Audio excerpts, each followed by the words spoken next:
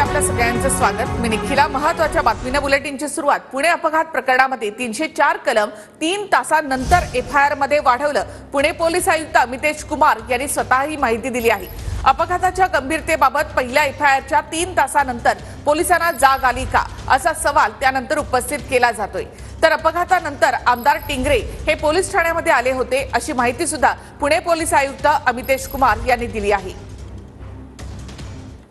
2 FIR दाखल करण्यात आलेली आहे। आता काही लोक 3 एफआयआर पण काही प्रसार माध्यमातून सोशल मीडियावर दिसत होता।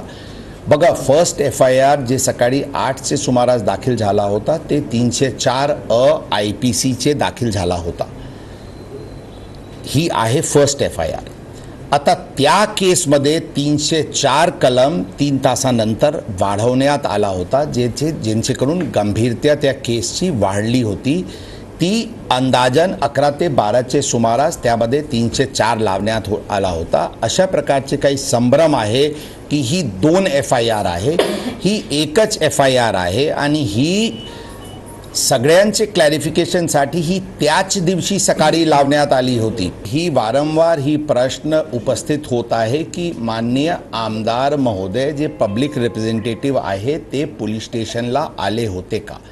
ते पोलीस स्टेशनला आले होते, ही it is a matter of record, it is a matter of fact. यामध्ये कोणताही दोन मत नाही आहे।